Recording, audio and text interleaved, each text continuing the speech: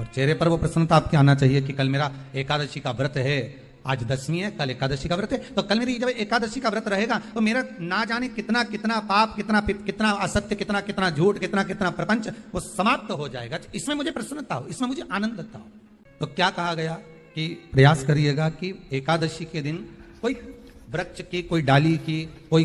कोपल की कोई पत्ती ना तोड़ी जाए। क्यों? तो कहा अगर उस पत्ती को हम तोड़ देते हैं, वृक्ष की पत्ती को या क्यारे में लगी हुई कोई डाली की पत्ती को हम तोड़ देते हैं तो एकादशी का पुण्य फल प्राप्त नहीं होता। एकादशी का कोई फल हमारे खाते में नहीं जाता, पुण्य फल प्राप्त। अब फिर भले तुम चाहे तुमने मोरधन खाया हो, चाहे तुमने फिर चिप्स खाई हो, चाहे तुमने फिर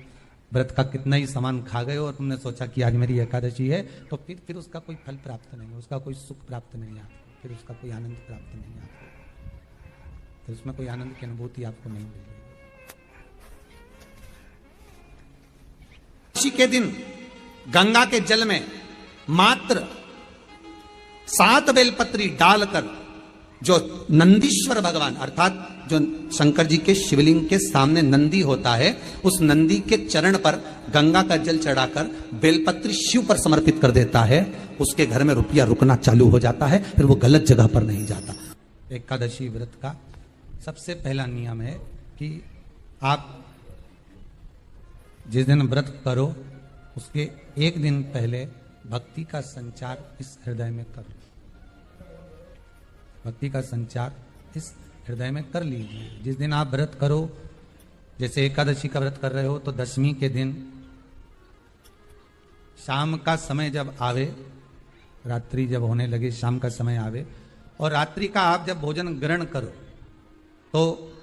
उस भोजन में कोई ऐसा पदार्थ ग्रहण मत करिए जिस पदार्थ के कारण आपकी एकादशी बिगड़ जाए। कोई बेकार भोजन में ग्रहण नहीं करना, श्रेष्ठ भोजन ग्रहण करिए दशमी। और एकादशी का दूसरा नियम बहुत ध्यान से सुनिएगा, जिस दिन आपकी एकादशी का व्रत हो उस दिन प्रयास करिएगा कि अपने हाथ से किसी भी वृक्ष की कोई पत्ती टूटे ना।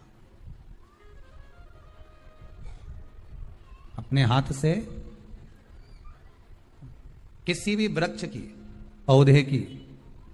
किसी भी वृक्ष की पत्ती अपने हाथ से ना टूटे। बहुत ध्यान दीजिएगा महाराज। एकादशी का ये दूसरा नियम है कि अपने हाथ से किसी पौधे की, किसी वृक्ष की, किसी डाली की कोई पत्ती टूटे ना, कोई पत्ती ना टूटे, इसका प्रयास करिए।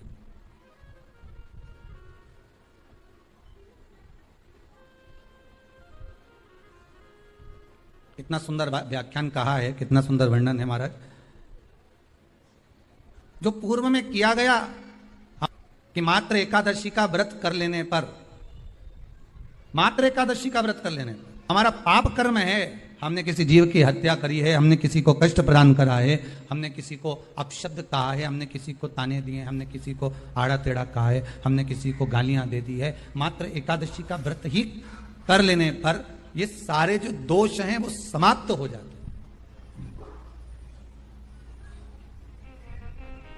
सारे दोष हमारे समाप्ति पर आ जाते हैं।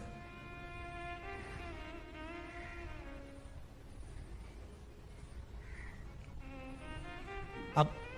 एक विचार करिएगा थोड़ा सा अपने मन में, अपने चित्त में, अपनी वृत्ति में एक बात उतारिएगा, एक अपने मन में एक बात को उतार कर रखिएगा कि आप अपने पाप को, अपने पाप कर्म को जिस दिन छिन्न करने वाले हो, समाप्त करने वाले हो, अपने पाप को आप जिस दिन समाप्ति पर लेकर जा रहे हो, तो उसके एक दिन पहले आपको प्रसन्न